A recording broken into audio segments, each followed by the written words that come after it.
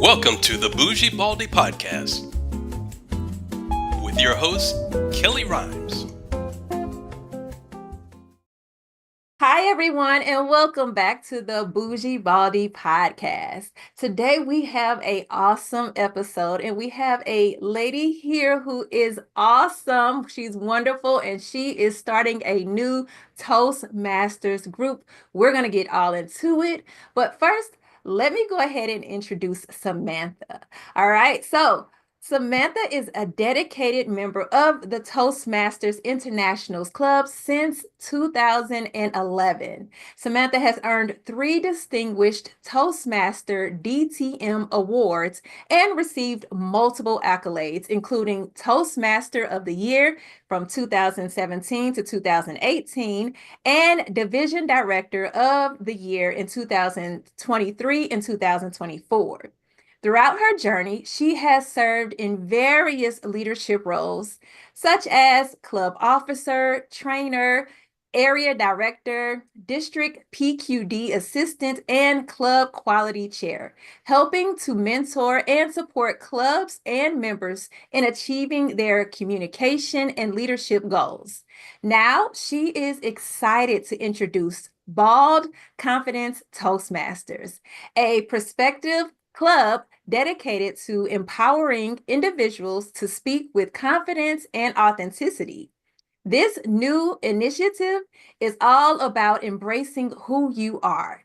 Samantha looks forward to sharing insights on public speaking, leadership, and the mission behind Bald Confidence Toastmasters. Welcome to the Bougie Baldie Podcast, Samantha. Thank you, Kellie. All right. Well, we're going to go ahead and before we get into the questions and learn more about Samantha, first let me introduce myself to any of you guys who may be new to the podcast. My name is Kellie. I am a women's hair loss support and authenticity coach. And this podcast, the Bougie Baldie Podcast, is to help uplift women who are experiencing hair loss, any forms of hair loss. We are here to share our stories, to provide education and resources that could help you along your journey.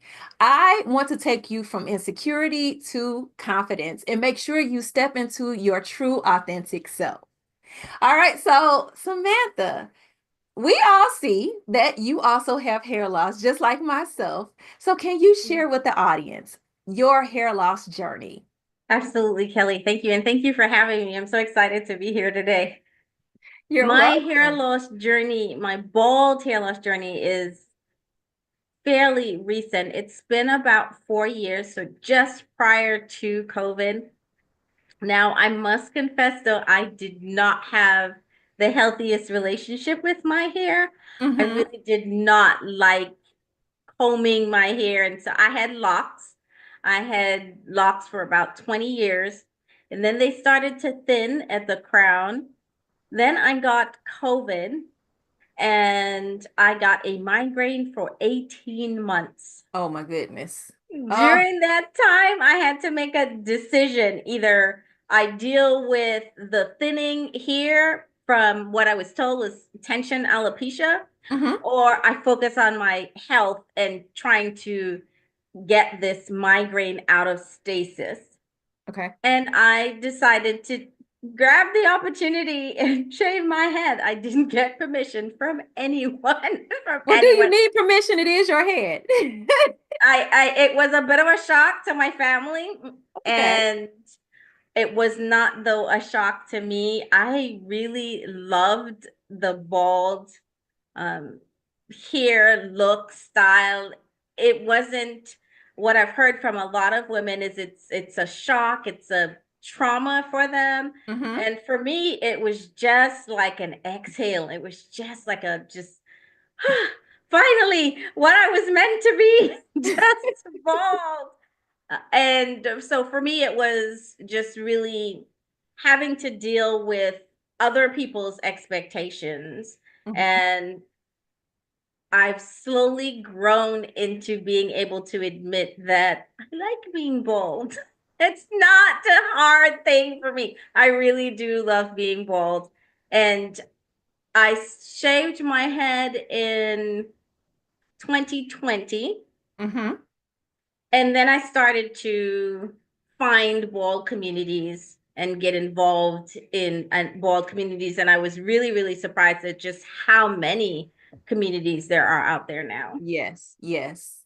And I'm glad that there are more communities, because when I started losing my hair and went through my hair loss journey, there wasn't anything out there really. But so I'm glad now that we have so many ways to support ourselves. Yeah. And your journey is very similar to mine, just because I had locks as well. My hair started coming out at the crown of my head, a little size, like quarter size spot, very similar to what you're talking about.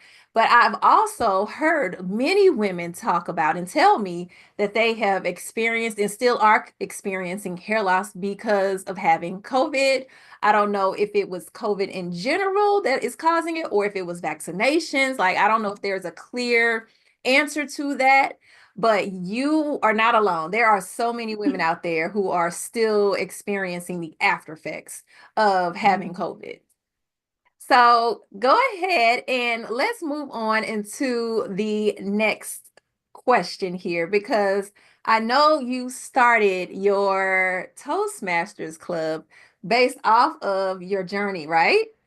Yes, Okay, yes. so you have been a dedicated member of Toastmasters since 2011. Can you tell us what initially sparked your interest in public speaking and leadership within that organization? I was always a talker. I never had a fear of speaking publicly or privately or while I was asleep. I did not have a fear of speaking. Mhm. What I did have is a fear of community. I am quite an introvert. I am at peace by myself for long periods of time.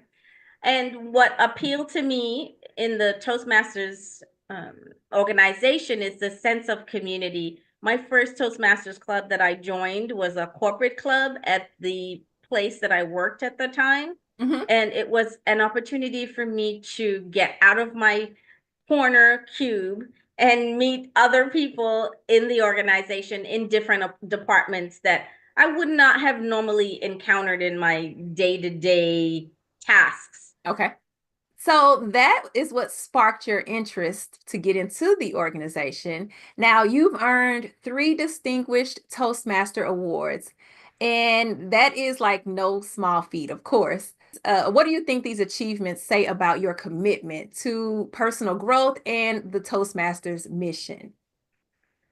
Well, Kelly, I have to admit that the first Distinguished Toastmaster Award really was the only award that I set a goal to accomplish. I Mm-hmm. said, okay, I want to earn a DTM in 2 years, and I need to do these 3 tasks to do it. And I did that. Mm-hmm. After that, after accomplishing that first DTM, the others happened because I just organically said yes when I was asked to serve in a role, to serve as an officer or to help with training or to show up and do a speech at a meeting. I just showed up and served when I was asked, and then I would look up and say, oh, I just have this one more thing to do to get my next DTM. And that's how they happened. And the third one that I got last year, it really struck me that each one of those for me represents lives impacted. To get a Distinguished Toastmaster award, you not only have to do speeches, but you have to do service at the club level. You have to do service at the district level. So think of the district as like the Houston area or the St. Louis area. Mm-hmm. It usually encompasses an upwards of 100 clubs or so. Okay. And so it involves impacting a lot of lives. And that's what the Distinguished Toastmaster Awards mean to me now, is it means that I have, in the course of a year or two, impacted a number of lives for the better. And that is what it means to me. That's what strikes me every time I hear that DTM. It's lives impacted through service. So as I'm listening to you, I'm sitting here like, you know what? Many people in my audience may not even know what Toastmasters is. I know what it is because I was in Toastmasters. I know other people in Toastmasters, but I just made the assumption that everybody's listening knows what Toastmasters is. And I'm sure that's not the case. So can you explain just briefly what is Toastmasters? Toastmasters is a communication and leadership training organization. It is a nonprofit organization. It is the only nonprofit organization that I know of that's dedicated. Its mission is specifically to empower individuals to become better communicators and leaders. All other nonprofits I know of have a cause. It's trees or pets or Mhm. something. You are the cause. I am the cause in Toastmasters. Toastmasters exists to help members become better communicators and leaders. Thank you for explaining that to everyone. Now, I know I should not have made that assumption. Now, I mentioned that I was in Toastmasters. Actually, I just kind of stopped attending my club maybe a couple months ago, at the beginning of the year, just because of my schedule. But I do plan on getting back into it. And I have already joined your club as a member. So we're going to get a little bit more into that, okay? But before we start talking about your new club, I know you've had several leadership positions within Toastmasters. Which role has been the most rewarding for you, and what have you learned from that experience that you can share with our listeners? This question was a little difficult for me to answer succinctly because every role that I had that I've served in thus far has taught me something different, something unique, something good. But what I can say is the first Distinguished Toastmaster project, in order to get that award, you have to Mhm. do a major project. And for my first DTM award, the project I did involved working with a team of about 12 people. Okay. And what was really memorable for me from that project was when the project was over, I wasn't the only one that had accomplished an education award. 11 other people had advanced their communication skills and their leadership skills to the next level. For Okay. me, that was the most important thing. And that is has been my focus throughout my Toastmasters tenure. It's been not just getting an award for myself, but empowering the other people around me, the members in my club, the clubs that I'm visiting, to advance themselves as well, to practice listening to their voice, speaking their message, hearing themselves tell their truth, being their authentic selves. That's what it's all about for me. So it's really difficult to pick one, Uh-huh. pick just one role, because each role had an impact in a way that just was really, really poignant and important to me. And I'm glad you said that, just because with my experience, I was in Toastmasters. I wasn't in it that long as far as my former club. I was in it for about 6 months. But within that 6 months, I definitely developed my speaking skills, how to present and do storytelling on stage and different things like that. So Toastmasters is definitely a great resource, a tool to really improve yourself. Yep. So, if anybody out there who's interested in public speaking, or even just you may have a podcast, you may just have a YouTube video, you may be doing something where you're speaking to an audience, definitely think about joining Toastmasters because it can help you with your skills. All right. So, Samantha, it says in 2017 and 18, during that period, you were named Toastmaster of the Year. Okay. Toastmaster of the Year. Now, was this national, international? Like, how does that work? That was Toastmaster of the Year just for our district in the area. So Okay. Toastmaster of the Year for about 190 clubs, I think, at the time. So Okay. maybe about 3,000 people or so. Okay. So what do you attribute to the honor of being Toastmaster of the Year? How did that influence your journey in your public speaking and in leadership? That was the year where I really was just saying yes to everything. Every time I got asked to show up to speak, to help with a training event, Mm-hmm. I just said yes, and I showed up. I helped with fundraising for the district, helped with sourcing funds for because like I said, it's a nonprofit, Okay. but I sourced corporate funding for some of our events. And I just, again, served wherever I was asked and called to do a particular role or a particular task. And I saw so many lives impacted. It was really funny that Toastmaster of the Year award, because I distinctly remember you get the award at a conference, at a district conference. Mm-hmm. And I was serving at the conference. I was running around doing something, and somebody called me into the room. And I said, "Oh, I have to go back out there and do XYZ." And she said, "No, stay right here." And then I heard my name called. So I completely missed the preamble about, when they were talking about what I was doing. I completely missed it. I heard my name. I looked up and they said Toastmaster of the Year.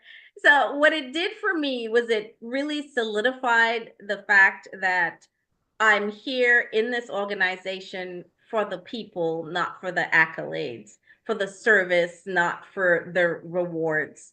And that was important to me because when I joined, even though I was comfortable speaking, I had not gotten very good feedback or responses for the sound of my voice. I Okay. grew up in a place where children were supposed to be seen and not heard, Mm-hmm. and I was talking. That was not received well. And when I got to Toastmasters, one of the traditions we have of in Toastmasters is we applaud. We applaud when people are going from their seats to the front of the room. We Mm-hmm. applaud after people speak. Nobody else in any other area of my life applauds when I speak. They do it in Toastmasters every Yes. time. Uh-huh. And really, for maybe the first year or so, I really showed up for the applause. I showed up for the applause because it felt good. Okay. But when I got that Toastmaster of the Year award, it really solidified for me that I was no longer showing up for the applause. I was Mm-hmm. showing up for the deeper purpose of helping the members in the organization. Wow, wow. Now, when you mentioned you were just saying yes to everything, it reminded me of I think I was watching an interview with Shonda Rhimes. I don't know if she wrote a book about this or if she just did it, but she talked about having a year of yes and Mm, how that opened her up to new experiences. It was the best time of her life. So that's a good thing that you did that, because I think we probably all need to do that a little bit more. We're so quick to say no out of, being uncomfortable with something or never having experience with something. We're quick to be like, no, no, no, right, but sometimes we just need to say yes, because we never know where that may lead us, right? right, right. Yes. All right. So let's take a short break and listen to a quick message. Are you a woman struggling with hair loss, feeling unattractive and insecure? At Limitless Mindset Coaching, we understand the emotional toll that hair loss can take. In just 90 days, we help you transform from feeling lost and embarrassed to radiating with confidence and joy. Imagine building your self esteem, discovering the perfect camouflage technique to cover up your hair loss, and receiving tips and tricks that can help you with your hair loss and embrace the new you while connecting with a supportive community of women just like you. Say goodbye to those negative emotions and hello to a positive mindset. Picture vibrant new relationships, walking through the room with your head held high, participating in social events and activities again, and living a life filled with happiness. Are you ready to take that first step? Well, visit www.limitlessmindsetcoach.com or click the link in the description today, and let's embark on this empowering journey together. All right, so Samantha, can you share the inspiration behind launching Bald Confidence Toastmasters? Now, this is a new club that you are just starting, so I know you're trying to get members, but what is the inspiration behind it? Well, I just wanted to bring two groups that I'm passionate about together.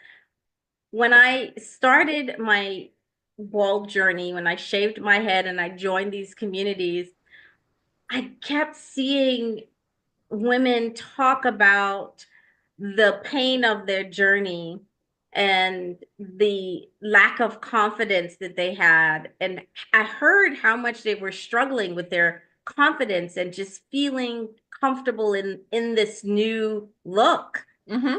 And I know how much a sense of confidence and empowerment I felt in going through the Toastmasters program and getting involved in the different clubs in the different communities. And I just wanted to bring those two worlds together. Okay. And that really was just the inspiration for it. I know the tools, I've experienced the tools, I've benefited from the tools and the training that's available in Toastmasters. Mm-hmm. And I know what it can do for the women who are looking, and not just women, the men as well, who are looking for that confidence, to build that confidence back up. Okay. Okay. So have you gotten, how many members do you need to actually get the club off the ground? We need a minimum of 20 members to charter a club. Okay. So how many members do you have now, or how many do you need to continue to go ahead and get things on the roll? Well, the way you charter a club in Toastmasters is you have to get those 20 members, and you submit all your whole application and everything with your 20 plus members to start your club. So we are actually at the point where we are looking for those 20 charter members. We can have more than 20, but we need a minimum of 20. And this is a one-time thing. I know this sounds a little salesy, but it actually is just the truth. Charter members are recorded as foundational members of a club, and they get a special certificate and special recognition as charter members, founding members of the club.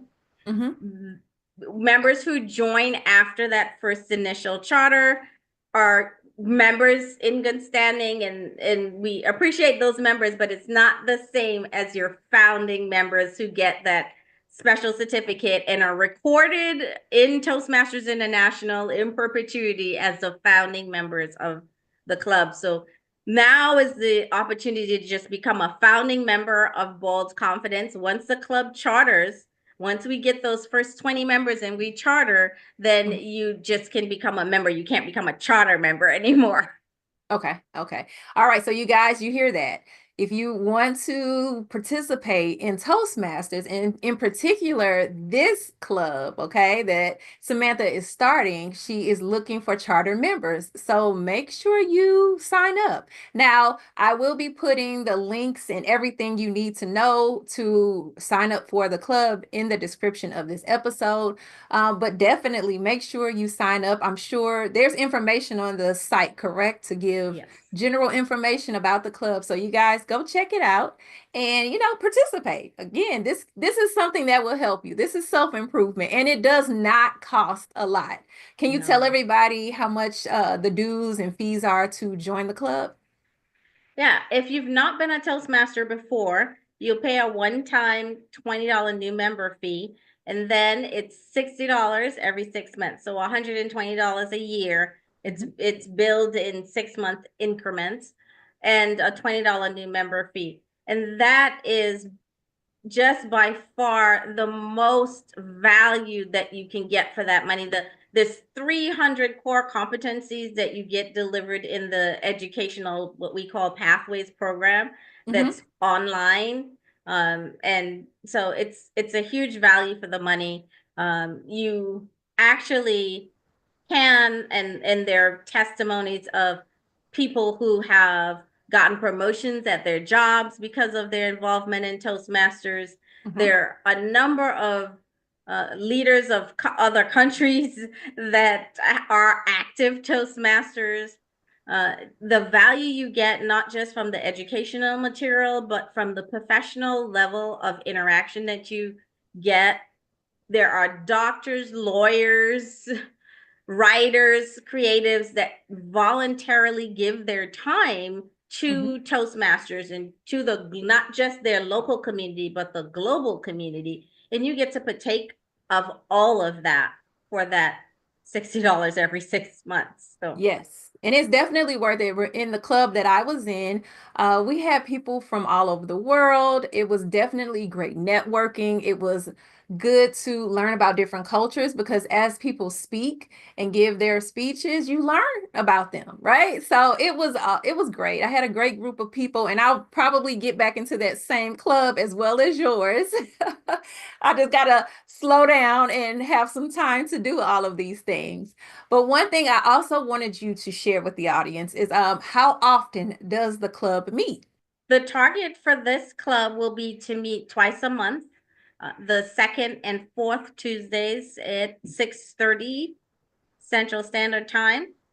That, however, as we charter the club, if the majority of the membership wants to meet at a different date or time or frequency, that can be adjusted. That's one of the great things about Toastmasters clubs is the international organization gives a lot of autonomy to the local club to decide how frequently they meet and what their meetings look like. Most meetings will follow a standard, what we like to affectionately call pie format. We have formal presentations from the educational program, impromptu speaking where everybody gets a chance to speak for a minute or two if they would like. And then we have an evaluation portion where the formal speakers get feedback on how they can improve their speech. And that pie format, no matter where you go in the world, a Toastmaster meeting will generally follow that format. And other than that format, you have a whole lot of leeway on how you can adjust your club culture to fit what your members want. Okay. All right. Now, I mentioned earlier in my introduction that I'm all about building your confidence, making sure you're being authentic. Now, with the club and Toastmasters, you are you are also emphasizing empowering individuals to speak with confidence and authenticity. So how can you or how do you define authenticity in public speaking, and why do you believe it's so crucial? For me, I think authenticity in public speaking is not speaking not saying the things that you think the audience wants to hear, but really saying the things that you feel you need to say. Like it's your story, your value, the things that you find have value for you. Because if I'm just telling you, Kelly, what I think you want to hear, you're going to know that I'm not passionate about that. Exactly. You're going to feel like I'm just trying to sell you something. And so it really, for me, authenticity, I said this to a group I was meeting with today. I personally don't speak to be heard. I speak because I feel like there's something of value I need to impart to the listener. And it's up to the listener to decide whether they want to take that in and how much value they ascertain to that. I may be an odd duck because I will speak in an empty room. I will speak to myself because there are things that I think need to be said out loud. And I think every person has a voice and a story that is valuable. Yes. Unfortunately, not everybody wants to hear the sound of my voice. There are people out there waiting for the sound of Kelly's voice. And for me, Toastmasters is a way for me to help Kelly get confident in telling her story so that the people who are waiting to hear your voice can find you. Yeah. Oh, that was great. I totally agree with you on that. Now, if we want to, I guess, think about individuals in the clubs, what advice do you give those who are just starting out in public speaking? And what are some common challenges that they may face, and how can they overcome them? I have a 3-word encouragement that I give. Okay. It's show up, serve, and support. One of the hardest things that new people have to do, or they find it really hard to do, is just show up. There is a story of a gentleman that just showed up to the parking lot of a meeting and for a few months and never actually went into the meeting. He was just too afraid to go into the meeting, you know.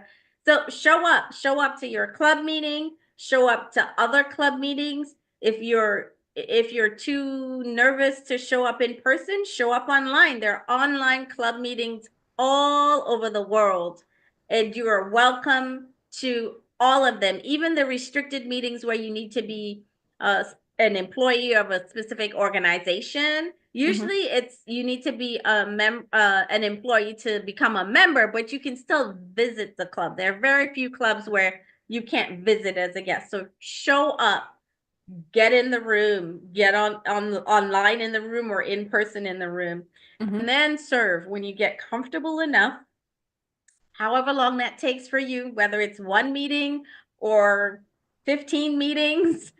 Show up to those meetings, and when you get comfortable enough, serve. And serving may look like just speaking in that impromptu portion when they ask who wants to answer a question. You can just answer a question. You could serve that way. Or in our meetings, we have various meeting roles, functionaries as we call them. We have a timer that times the duration of the speaking roles. We have an counter that listens to filler words like so, you know, and counts those and lets you know how many of those you're doing, which one is your favorite one. So there are different functionary roles you can play in a meeting. Serve in that way as soon as you get comfortable.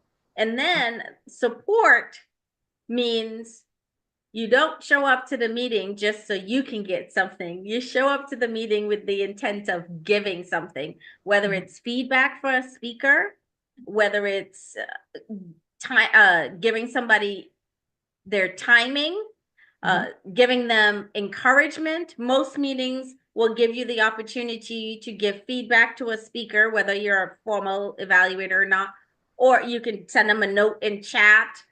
But show up with the intent of giving something and showing support rather than just getting something. And I guarantee you, if you do those 3 things, show up, serve, and support, you will find that you will grow exponentially in confidence. Yes, you are absolutely right. Now, when I started Toastmasters, I had no clue what to expect. I didn't know how the meeting was going to go. I didn't know anything about the roles. I didn't know anything. I just showed up and I'm like, I'm here. And I figured that they would just tell me what to do. And, you know, everybody who was in the club, they had been in the club for a while. They knew, you know, their roles. And so they were just on a roll. And I'm just kind of sitting there like, a fish out of water.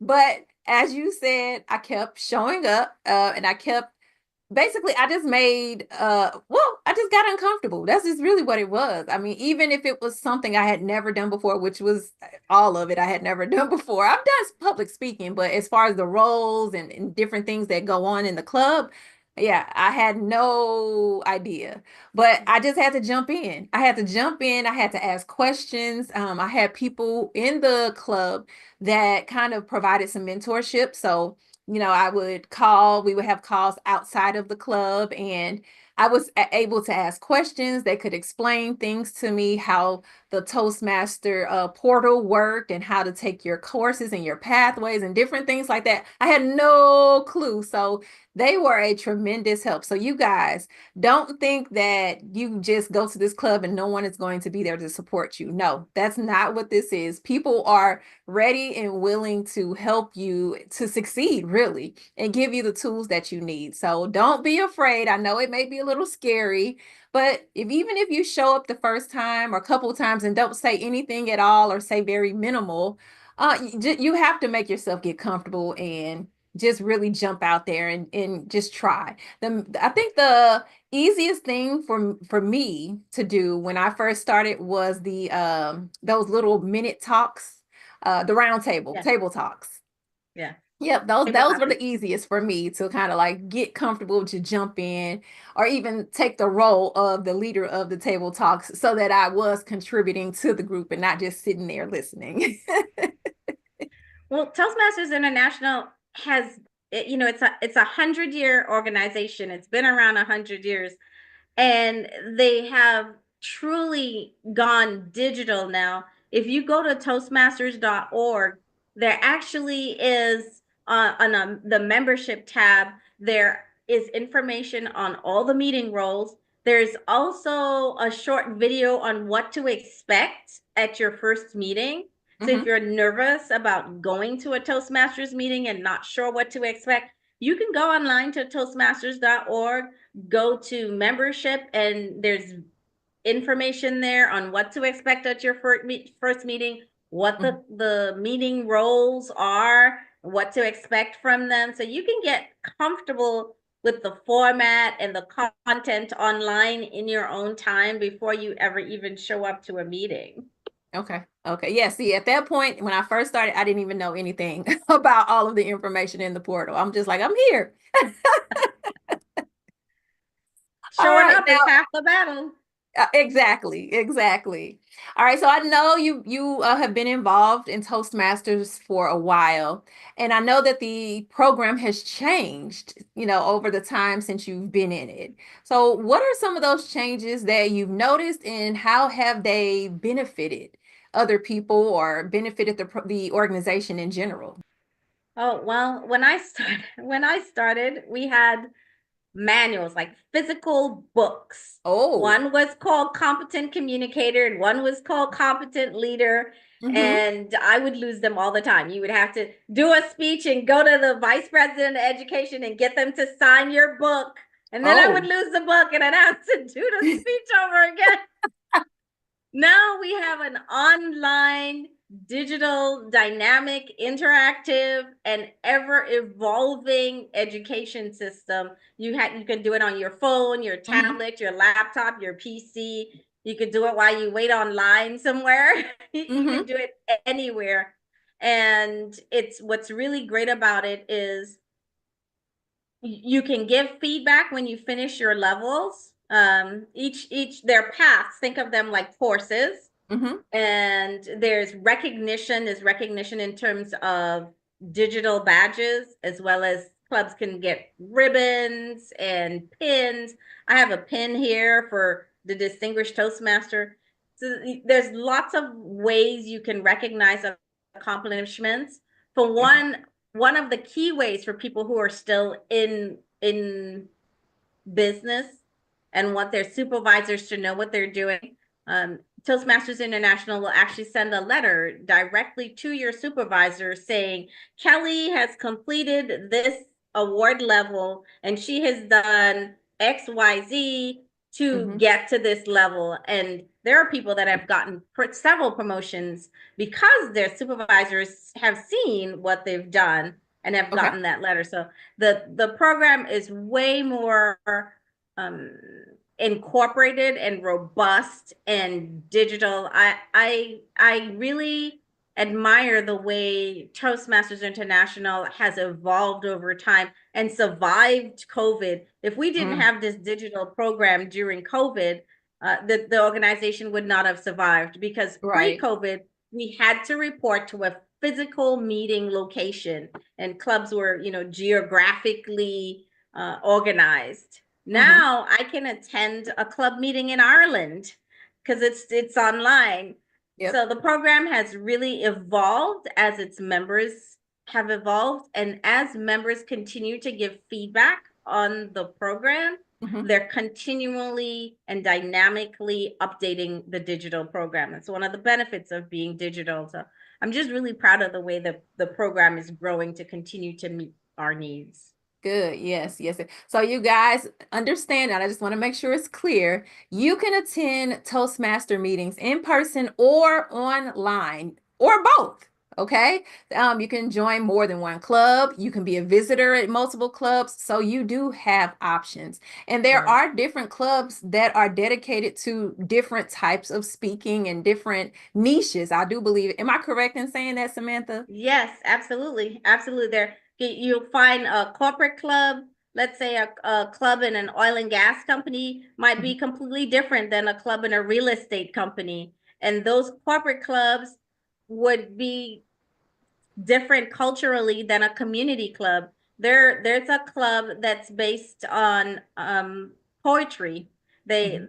they focus on their speeches or spoken word poetry. There's a club that is based for singles. There's a police club. So their clubs often will be niche clubs. This Bald Confidence Club would may turn into a niche club where people who are experiencing hair loss or who are bald feel it's safe to come among like-minded people and build their confidence. So that's their religious organizations that have clubs that are specific to their religious denomination. So absolutely, there are niches. It's one of the ways you can create a safe space for yourself. Yes. Just what I'm doing. Let's say you actually there's one lady I know who does, I forgot the name of it, but it's basically taking pictures of flowers, Japanese flowers that are arranged, Mm-hmm. and all her speeches are about Japanese flower arrangements. Okay. She can have a whole club of people just, talking about Japanese flower arrangements. That's absolutely acceptable. Yes, yes. I've heard all kind of speeches. I've heard speeches about people's work or their job, their businesses, just personal stories. That's all kind. Anything you want to talk about that you're comfortable talking about, you can do a speech on it. Yes.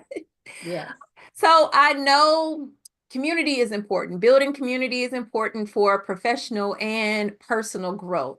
What strategies do you believe are the most effective in fostering a supportive environment within a Toastmasters club? The absolute key thing for clubs, and often we get caught up in the logistics of the organization and we miss it, Mhm. is continuing to tap into what your members want. Okay. If I am an officer in a club and I like things structured, I want everything done just on time and this way, and it has to be strict, and my members want to be more engaged and more fluid in the club, then that Mhm. club is not going to survive. Members are just going to leave. This is Mhm. a volunteer organization. People are paying dollars to get a safe environment where they can grow. And Mhm. so it's really important. Toastmasters has a tool called Moments of Truth Okay. that is a survey tool that basically allows the club leadership to reach out to members and say, hey, are you getting what you want out of this club? Is Okay. this club serving your needs? If not, why not? What can we change? And each club should really be doing that at least once a year to make sure that they are serving the needs of their members. Mhm. Members matter most. It's a phrase in this district that I'm in that we hear a lot. The whole organization is structured, designed, and exists to empower individuals. So it's really, really, really important that we know what the individual wants. Okay. Okay. Yeah. All right, now going to your club, the Bald Confidence Toastmasters, and we're looking forward, just to getting it up and going. What are your aspirations for the club, and how do you envision its impact on just a broader community? I want Bald Confidence to be the place, the go-to place that Bald community leaders and members come to in order to become empowered and learn how to communicate confidently and build their leadership skills. I want this club to be the place that they think about when they have members that they want to move up into leadership. They should say, you know what, go to Bald Confidence. go to Bald Confidence and get involved for a year, and then we can move you up into the leadership in the organization. So I really want it to be the go-to safe place for Bald community leaders and members. And I'm just thinking because when I think back at my own journey and being in corporate America and experiencing hair loss and trying to figure out and navigate that space, because in corporate America it's all about your appearance, right? Yes. I think it would be very beneficial, even if people who just need to get comfortable, because companies don't know how to deal with hair loss. That's just not something on their radar, right? That's just something really personal to an employee. But having a group like this available for management or for employees to say, hey, let me just go to this club, just because at least I know there are going to be people who are experiencing what I have experienced or am experiencing. Let me just be around people like me and let me get comfortable using my voice, because with hair loss comes insecurity a lot of times. And I know you are good with yours, and you were good in the beginning with your hair loss, but many people are not, Yes. So having the opportunity to just talk, it could be a speech about your hair loss. It could be something about you being uncomfortable. It could be something about you overcoming. It could be anything, but it's allowing you to have that voice, giving you the opportunity to just talk. And you're speaking to people who understand what you're going through. So this is definitely a safe space. And I definitely believe it's a great idea to have a club like this in Toastmasters. Yes. Yes. So Samantha, can you tell everybody, and I know I mentioned that I'll be putting links in the description of the episode, but for anyone who's interested in joining the Bald Confidence Toastmasters Club, how can they get information or contact you to be a part of the club, or just to get more, like I said, information? Well, we do have a website that's up. It's www.baldconfidence.toastmastersclubs.org. Kelly will have the link in the information description. We also have an email. It's baldconfidencetm@gmail.com. On the website, there's a link where you can contact us and put in your information. We are having an open house. Our first open house will be on April 8th at 6:30 Central Standard Time. Okay. I am believing that we will have our 20 members show up there. Okay. And shortly after that, we'll be able to charter. So this is timely. It's not do it right this second, but I think within the month, we will have the members that we need to charter this club. So if you want to get in as a charter member, you can reach out on the website to contact us at that email. Or you can contact me directly. It's greattm4 like Great Toastmaster Forever at gmail.com. Mm-hmm. And I would need your contact information. We have an application that everyone who wants to be a charter member would need to fill out, but you get all that information on April 8th at our open house. If you'd like to fill out the membership application before that, just reach out either via contact us on the website or my Great Toastmaster Forever at Gmail email, and I can get you that application, and you can fill it out beforehand if you like. And they can register for the open house through the website as well, correct? Yes, ma'am. Okay. Actually, we don't even have registration for the open house. You can just show up. We'll have a waiting room to admit you, and I think we're capping it at 100 people. Okay. So 6:30, April 8th, 6:30 Central Standard Time. Show up there and you'll get all the information you need. Or if you want to get the information beforehand, just fill out our contact us information. There's also a QR code on the flyer that I sent, and you can scan that and send us your information. I'm Okay. excited. I'm excited. Yes, yes. And you guys, you don't have a lot of time. So make sure you go click on the links in the description and go get registered if you would like to join this club. All right. Because this, like she said, is timely. We don't have a lot of time before this open house, or it is called, you called it an open house, right? Yes, it is an Okay. open house here. Okay. Yep. So we don't have a lot of time before the open house. So you got to jump on it. If you listen, after you listen to this episode, don't click off. But after you listen, make sure you head over and sign up. Okay. Well, that's all I have for you, Samantha. But I do want to just ask one more thing.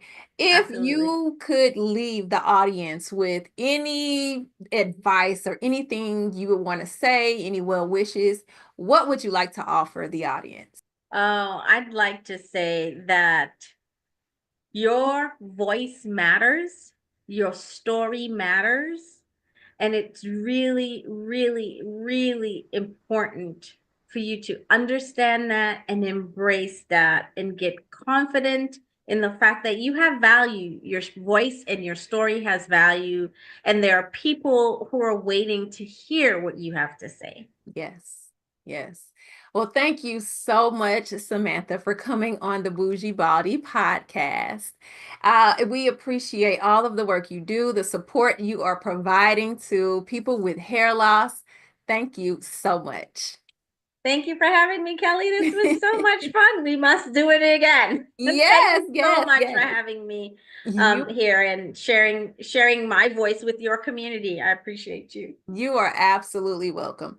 All right. Well, you guys, that is going to wrap up this episode of the Bougie Baldie Podcast. Remember, if you are experiencing any emotional challenges due to your hair loss, any sadness, depression, anything like that that's holding you back, I am here to help and support you with that. So definitely check out my website. You can book a call with me directly. I have some resources on my website that you can utilize. So make sure you check the description for the link to the website as well. All right. Well, until next time, from my heart to yours. Bye. Thank you for watching the Bougie Baldie Podcast. Don't forget to subscribe